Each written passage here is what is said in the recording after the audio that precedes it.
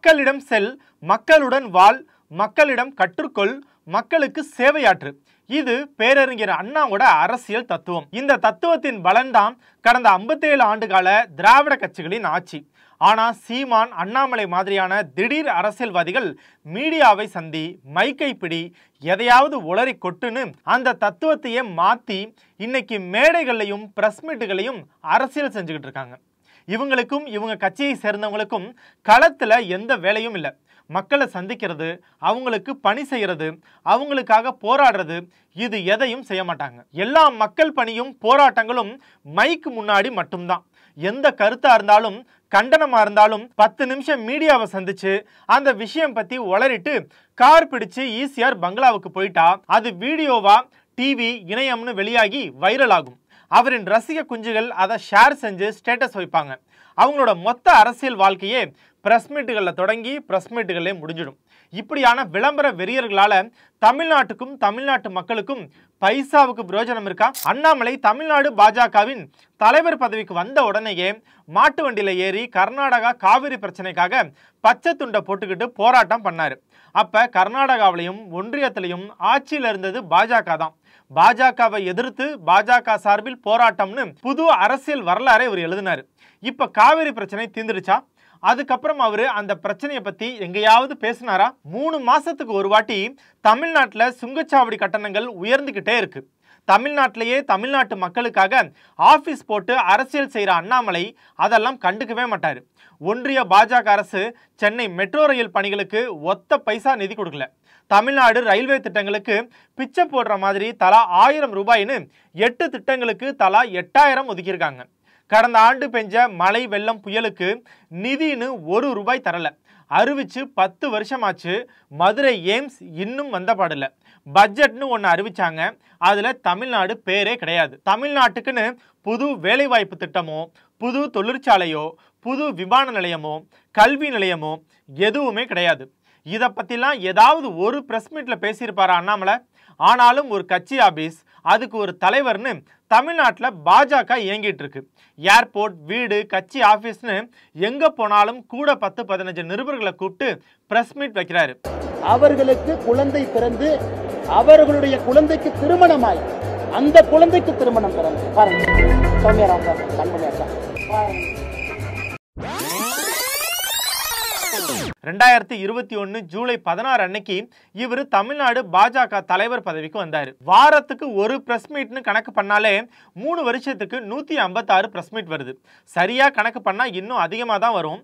அந்த 156 பிரஸ் மீட்னால யாருக்கு என்ன பயன்? ஒரு பிரஸ் மீட்லயாவது தமிழ்நாட்டுக்கு மோடி இதையெல்லாம் செஞ்சாரு, இதையெல்லாம் நான் கேட்டிருக்கேன், இந்த பிரச்சனையெல்லாம் நான் தலைவராகி தீர்த்திருக்கேன்னு இவருக்கு சொல்றதுக்கு ஏதாவது இருக்கா? ஒரு மாநில தலைவர்கிட்ட கேள்வி கேட்கும் பொழுது 8ஆம் கிளாஸ் படிக்கிற பையன் மாதிரி கேள்வி கேட்கல. சொல்றோம், ரோட்ல டீ குடிக்கிறவங்க மாதிரி கேள்வி கேட்கல. முருகன் ஒரு முன்னாள் தலைவர் வேல் யாத்திரை நடத்தினாரு. அப்புறம் அண்ணாமலை எண்மண் எண் மக்கள் யாத்திரை போனாரு. அதனால தமிழ்நாட்டுக்கும் தமிழ்நாட்டு மக்களுக்கும் என்ன பிரயோஜனம்? அந்த யாத்திரைகளால மக்களுக்கு நடந்த நல்லது என்ன? இவர் நடத்தின எண்மண் எண் மக்கள் யாத்திரையில இவரையும் ஒரு ஆள்னு நம்பி பல பேர் தங்களோட கோரிக்கைகளை மனுவா கொடுத்தாங்க. போட்டோவுக்கு போஸ்ட் கொடுக்கிற மாதிரி அதை வாங்கிட்டு அந்த மனுவை அங்கேயே தூக்கி போட்டுட்டு போன ஆள் தான் இந்த அண்ணாமலை. ரமா என்ற பெண் அண்ணாமலையிடம் மனு ஒன்றை அளித்தார். அண்ணாமலையும் அதை வாஞ்சையுடன் வாங்கிக் கொண்டார். அண்ணாமலை சென்றதும் சில நிமிடங்களில் அந்த மனு சாலையில் கிடந்ததைக் கண்டு ரமா அதிர்ச்சி அடைந்துள்ளார். நாங்கள் உங்களுக்கு செய்கிறோம் அப்படின்னு சொல்லி அண்ணாமலை சாரே சொன்னார். என்னோட மனுவை அவரோட கையில் தான் நான் கொடுத்தேன். வாங்கிட்டு ஒரு 5 நிமிஷத்தில் வேறொரு தெருவில் நடந்து போகும்போது இந்த மனு கீழே கிடந்ததா எனக்கு வந்து தகவல் வந்து என் கையில் எடுத்து கொடுத்தாங்க. எனக்கு வந்து அது ரொம்ப மன வருத்தமாக இருக்குது. ஆருத்ரா கோல்டு கம்பெனின்னு ஒரு நிறுவனம் தமிழ்நாடு முழுக்க 1 லட்சம் பேர்கிட்ட 25 முதல் 30% வட்டி தரதா சொல்லி 2438 கோடி ரூபாயை சுருட்டி மக்களை ஏமாத்துச்சு. அந்த வழக்கில் பாஜகவின் விளையாட்டு பிரிவு மாநில செயலாளர் ஹரிஷ் கைது செய்யப்பட்டார். அந்த வழக்கில் பல பாஜக ஆட்கள் சம்பந்தப்பட்டிருக்கிறதா செய்திகள் வந்துச்சு. அண்ணாமலைக்கு நெருங்கிய நண்பர் கார்த்திக் கோபிநாத்னு ஒரு ஆள் சிறுவாச்சூர் கோவிலை புனரமைக்க பல கோடி வசூல் செஞ்சு மாட்டினாரு. 50 கோடி ரூபாய் வரை நிதி மோசடி செஞ்ச தேவநாதன் கைது செய்யப்பட்டார். அவருக்கு பாஜக சார்பில் MP சீட் கொடுத்து போட்டியிட வச்சவர் இந்த அண்ணாமலை. வரலாற்றில் இல்லாத அளவுக்கு அண்ணாமலை கட்சி தலைவரான பிறகு பாலியல் வழக்கு, கொலை கொள்ளை வழக்கு, போதைப் பொருள் கடத்தல் வழக்குன்னு கேஸ் இருக்கிற ரவுடிகள் 100 கணக்கில் தமிழ்நாடு பாஜகவில் சேர்ந்தாங்க. தமிழ்நாட்டில் எங்க எந்த பிரச்சனை நடந்தாலும் கைதாகிற குற்றவாளிகள்ல ஒருவர் பாஜக ஐடி கார்டு வச்சிருந்தார். ஆட்டுமூளை அண்ணாமலை கெட்ட கேட்டுக்கு இப்ப இங்கிலாந்து போய் ஏதோ பொலிட்டிக்கல் சயின்ஸ் படிக்க போறாராம். அண்ணாமலையை பார்த்த பின்னாடி இங்கிலாந்துக்காரனுக்கு பொலிட்டிக்கல் சயின்ஸ் மறக்காம இருந்தா சரி. தம்பி, நீங்க இந்து தேசியம்னா நாங்க தமிழ் தேசியம்னு அண்ணாமலைக்கும் பாஜகவுக்கும் கொஞ்சமும் சளைச்சவர் இல்ல நம்ம சீமான். அண்ணாமலையாச்சும் பேருக்கு மக்களை சந்திக்கிறேன்னு பொய் யாத்திரைகளை நடத்தி மக்களோட இருக்கிற மாதிரி 4-5 போட்டோவாச்சும் எடுத்திருக்காரு. ஆனா இந்த சீமான் அதுக்கும் லாய்க்கு இல்ல. வாட்ஸ்அப்பையும் யூடியூபையும் ஒழிச்சுட்டா அண்ணாமலையும் தமிழ்நாடு பிஜேபியும் அழிய 1 வாரம் ஆகும்னா, வாட்ஸ்அப் இல்லைனா நாம் தமிழர் கட்சி அடுத்த செகண்டே அழிஞ்சிடும். கட்சி நிர்வாக குழு கூட்டமே சீமான் தலைமையில வாட்ஸ்அப்ல தான் நடக்கும். அந்த ஆடியோ லீக் ஆனா கட்சி வளர்ச்சி பத்தி ஏதாவது பேசியிருப்பாங்களான்னு பார்த்தா பூரா தான் இருக்கும். உனக்கு எவ்வளவு வலிக்குது பத்தியா? அம்மா வலிக்கதான். நீங்க எப்பவுமே இந்துஸுக்கு எதிராக தானே பேசிட்டு இருக்கீங்க, என்ன பிரச்சனை? தமிழ்நாட்டு அரசு பள்ளி மாணவர்கள் NIT, IIT, வெளிநாட்டு கல்வி நிறுவனங்கள்னு இடம் கிடைச்சு படிக்க போனா இந்த ஆள் அரசு பள்ளிகள்ல கழிவறையே இல்லைன்னு அனுத்துவாரு. உலக அளவுல முக்கியமான அறுவை சிகிச்சைகள் தமிழ்நாட்டு அரசு மருத்துவமனைகள்ல நடந்துட்டு இருக்க, மருத்துவம் எப்ப தமிழனுக்கு இலவசமாகும்னு உளர்றாரு. இதுக்கெல்லாம் காரணம் வாட்ஸ்அப்லயே குடும்பம் நடத்துறது தான். ஒரு நாளாச்சும் அரசு பள்ளிகளுக்கும் அரசு மருத்துவமனைகளுக்கும் நேர்ல போய் பார்க்கணும். இவரோட மகன் ஆங்கில வழி கல்வி படிக்கிறாரு. தமிழ்னு பினாத்துறீங்களே, ஏன் உங்க பையனை தமிழ் வழியில படிக்க வைக்கலாமேன்னு ஒரு நிருபர் கேட்டதுக்கு தமிழ் சொல்லிக் கொடுக்கும் பள்ளிகளே தமிழ்நாட்டில் இல்லைன்னு சொன்னவர் தான் இந்த அறிவாளி. என் பிள்ளைங்க என் மயங்க 2 பேரும் ஆங்கில வழியில படிக்கிறாங்க, நான் அவமானப்படுறேன். பள்ளிக்கூடம் இல்ல, படிக்க என் பிள்ளைய தமிழ் படிக்க பள்ளிக்கூடம் இல்ல. வீட்டில் நாங்க பேசி பேசி என் பிள்ளைகளுக்கு தமிழ் கற்பிக்கிறோம். இந்த அளவுக்கு மூளை பெருத்து காது வழியா வலியும் அறிவாளிய யார் என்ன செய்ய முடியும்? தமிழ்நாட்டில் தமிழ் ஆட்சி மொழியா மாறி 60 வருஷம் ஆச்சு. ஆனா தமிழை தமிழ்நாட்டில் ஆட்சி மொழியாக்குவதுதான் நாம் தமிழர் கட்சியின் லட்சியம்னு கட்சி நடத்திட்டு இருக்காரு. இவர் தமிழ் தேசிய அதிபரம். அந்தந்த மாநிலத்துல அந்தந்த மாநில மொழி தான் தமிழ்நாட்டில் ஆட்சி மொழி, தமிழ்நாட்டுல தமிழ் தான். நீங்க மோடியும் ஆளுநர் ரவியும் சேர்ந்து தமிழையும் தமிழ்நாட்டையும் எவ்வளவு அசிங்கப்படுத்தியிருப்பாங்க. தமிழ்நாடு பேரை மாத்தணும்னாங்க, தமிழ் மொழிக்கு நிதியை குறைச்சாங்க, தயிர் பாக்கெட்ல இந்தியில எழுதணும்னாங்க, இந்திக்காரங்களை தமிழ்நாட்டில் இருக்கும் ஒன்றிய அரசு அலுவலகங்கள்ல வேலையில நியமிச்சாங்க, திருவள்ளுவருக்கு காவி சாயம் பூசி அசிங்கப்படுத்தினாங்க. இந்த தமிழ் தேசிய அதிபர் இதுக்கு எதிராலாம் என்ன செஞ்சாரு? மறைந்த முன்னாள் முதலமைச்சர் கலைஞரை அசிங்கப்படுத்தி பிரஸ் மீட்ல பாட்டு பாடினாரு. அதாவது கலைஞரை எதிர்க்கிறது மட்டும்தான் இவரோட தமிழ் தேசியம். ஒன்றிய அரசின் நீட் தேர்வால தமிழ்நாட்டு மாணவர்கள் கொத்து கொத்தா தற்கொலை பண்ணிக்கிட்டு இருந்தப்ப அண்ணாமலை உயிரே போனாலும் நீட் தேர்வு ரத்து கிடையாதுன்னு திமுறா சொன்னாரு. சீமான் நித்யானந்தா கிட்ட கலர் கலரா பொண்ணுங்க இருக்காங்கன்னு வாட்ஸ்அப்ல சொல்லு விட்டுக்கிட்டு இருந்தாரு. பணக்காரனா இருக்கிறது எனக்கு பிரச்சனை இல்லை, நகை போட்டுக்கிறது, தங்க டாக்டர் உட்காரலாம் எனக்கு பிரச்சனை இல்லை. ஃபிகர்களோட இருக்கு, அதுதான் எனக்கு வெறுப்பா இருக்கு. நல்ல நல்ல ஃபிகரா இருக்கு, அது வெள்ளக்கார ஃபிகர்களா வச்சிருக்கா, அதுதான் வெறுப்பா இருக்கு. நாம் தமிழர் கட்சியை சீமான் அபகரிச்சு தன் பிழைப்புக்கு பயன்படுத்த ஆரம்பிச்சது 2010ல். திராவிடத்தை அழிச்சு தமிழ் தேசியம் அமைப்பேன், ஈழம் மலரும்னு சொன்னாரு. இப்ப 14 வருஷம் ஆச்சு. இடையில என்ன நடந்துச்சு தெரியுமா?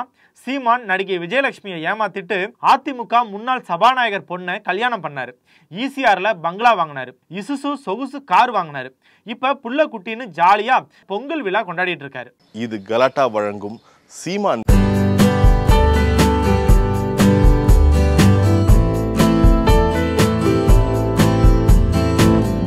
அவர் கட்சி ஜோம்பிகள் எல்லாம் அவதூறு கேஸ், பாலியல் வழக்கு, போதைப் பொருள் வழக்குன்னு சிறை கோர்ட்டுன்னு அலைஞ்சுக்கிட்டு இருக்காங்க. சீமானோட அசிங்கங்களை எல்லாம் ஏன் சார் கெட்ட வார்த்தை பேசுறீங்க, ஏன் சார் ஆபாசமான வார்த்தைகளை பயன்படுத்துறீங்கன்னு நிருபர்கள் கேட்டா அவங்க தான் என்ன முதல்ல அப்படி திட்டினாங்க, பதிலுக்கு நானும் அப்படிதான் பேசுவேன்னு சொல்றாரு.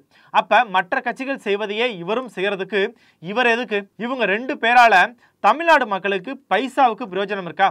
சீமானாலும் அண்ணாமலையாலும் தமிழ்நாட்டில் இருந்த இந்த துரும்பு 1 இன்ச் நகர்ந்து விட்டதுன்னு யாராச்சும் காமிக்க முடியுமா? இதெல்லாம் அவங்க கட்சியோட பிரச்சனை. பைத்திய மாதிரி என்னத்தையாவது 2 பேரும் பண்ணிட்டு போறாங்க, யாருக்கு என்ன நஷ்டம்னு சிரிச்சிட்டு விட்டுறலாம். ஆனா ஒட்டுமொத்த சமுதாயத்துக்குமே ஆபத்தை ஏற்படுத்தும் விபரீத சம்பவங்கள் எல்லாம் இந்த 2 ஆட்களும் கட்சி பொறுப்புக்கு வந்த பின்னாடி தமிழ்நாட்டில் நடந்துச்சு. போதை மருந்து கடத்தி ரவுடியிசம் செஞ்சு கைதாகிற பெரும்பாலானவர்கள் இந்த 2 கட்சியை சேர்ந்த ஆட்கள் தான். கட்சிக்குள்ளேயே ஏகப்பட்ட பாலியல் குற்றச்சாட்டுகள் இந்த 2 பேர் இருக்கும்போது தான் அவங்க கட்சிக்குள்ள தலைவிரிச்சு ஆடிச்சு. ஏகப்பட்ட பாலியல் ஆடியோக்கள், வீடியோக்கள் கட்சிக்குள்ள இருந்தே லீக் ஆனிச்சு. கட்சிக்குள்ள மட்டும் இல்லாம இந்த கட்சிகளை சேர்ந்தவங்க பல பாலியல் அத்துமீறல்களையும் ஈடுபட்டாங்க. நாம் தமிழர் கட்சியை சேர்ந்த ஒரு தம்பி மேல பள்ளி மாணவிகளுக்கு பாலியல் தொல்லை கொடுத்த வழக்கு பாஞ்சு அந்த தம்பி தற்கொலையே பண்ணிக்கிட்டான். சீமானுக்கு திரள் நிதினா அண்ணாமலைக்கு டொனேஷன். 2 பேரும் கோடி கோடியா பணம் சுருட்டி ஈசிஆர் பங்களா, சொகுசு கார்னு செட்டில் ஆனாங்க. ஆனா சொல்லி வச்ச மாதிரி 2 பேருமே சோத்துக்கே வழி இல்ல, நண்பர்கள் உதவுறாங்கன்னு பிரஸ் மீட்டுகள்ல பீல் அவுட்டாங்க. பிச்சை தான் எடுத்துக்கிறேன், சத்தியமா சொல்றேன், பிச்சை எடுத்து தான் வாழ்றேன், வெளியில சொல்றது இல்லை. கௌரவ பிச்சை தான். ஒரு 10,000 போட்டு விடுறாடி, மச்சான் சுந்தர்சிக்கு போடும், 1 லட்சம் கொடுத்து விடுப்பா, அதை காசு கொடுத்துடுனா 1 லட்சம் கொடுப்பாரு. 7 to 8 லட்சம் ரூபாய் சாதாரணமாக மாதத்திற்கு ஒரு மாநில தலைவராக எனக்கு செலவாகும். செலவை எப்படி அண்ணாமலையினுடைய சம்பாத்தியத்தில் 7-8 லட்சம் ரூபாய் எப்படி அண்ணாமலை பார்க்க முடியாது? சுற்றி இருக்கக்கூடிய நண்பர்களுடைய உதவி, சுற்றி இருக்கக்கூடிய கட்சியினுடைய உதவி வைத்து நடத்தி கொண்டிருக்கின்றேன். நிருபர்கள் கேள்வி கேட்டா அதுக்கு பதில் சொல்லணும். ஆனா இந்த 2 பேருமே அதை பண்ணாம நிருபர்களை எதிர்த்து கேள்வி கேட்டு அவங்கள மிரட்டி திட்டி அவமானப்படுத்துவாங்க. என்னை கவர் பண்ணுங்க, வேண்டானா போங்க, நான் உங்களை என்னை கவர் பண்ண முடியும் போங்க, நான் உங்க காலில் விழுந்தெல்லாம் கேட்கல. சொல்றதுக்கு ஒரு நிமிஷம், உங்க பேரும் டிவி சேனல் சொல்லுங்க. நீ யார்? நீ முதல்ல இந்த 2 கட்சிக்கும் ஆக்சிஜனே இவங்களோட ஐடி விங் தான். அது என்ன பண்ணும்? ஆபாச ஆடியோ, வீடியோ லீக் செய்யும். மற்ற கட்சி தலைவர்களை அசிங்கமா ஆபாசமா திட்டும். அப்ப மக்கள் பணி, அரசியல் பணிலாம் அது எவனுக்கு வேணும்? கல்வி, சுகாதாரம், பொருளாதாரம்னு இந்திய அளவுல தமிழ்நாடு முதல் மாநிலமா இருக்கு. பல மனிதவள குறியீடுகள்ல உலக நாடுகள் பலதை விட தமிழ்நாடு முன்னோக்கி வளர்ந்திருக்கு. அப்ப என்ன சாதிக்கணும்னு சீமானும் அண்ணாமலையும் போராடுறாங்க. நான் ஆட்சிக்கு வந்தால் கல்வியும் மருத்துவமும் இலவசம்னு சொல்றார் சீமான். கல்வி இலவசம், மருத்துவம் இலவசம். நான் கொடுக்கிற காசுல உனக்கு என்ன செலவு வரப்போகுது? ஒன்னும் வர. காமராஜர் காலத்திலிருந்து கல்வியும் மருத்துவமும் தமிழ்நாட்டுல இலவசமா தானே இருக்கு. தமிழ்நாட்டை முதல் மாநிலமா உயர்த்துவேன்னு சொல்றாரு அண்ணாமலை. தமிழ்நாடு முதன்மை மாநிலமா இருக்கிறதால தான் கரூர் பக்கத்துல குப்புசாமியின் மகனா பிறந்த அண்ணாமலை ஐபிஎஸ் படிச்சு இன்னைக்கு ஒரு மாநில கட்சி தலைவராகியிருக்காரு. திமுக, கம்யூனிஸ்ட், காங்கிரஸ் மாதிரியான கட்சிகள் உருவாகும் போது அவங்களுக்கு ஒரு கொள்கை இருந்துச்சு, அடைய லட்சியம் இருந்துச்சு.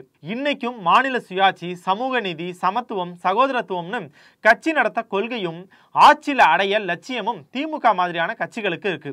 நாம் தமிழர், பாஜக புதுசா உருவாகிட்டே இருக்கும் கட்சிகளுக்கு என்ன கொள்கை இருக்கு?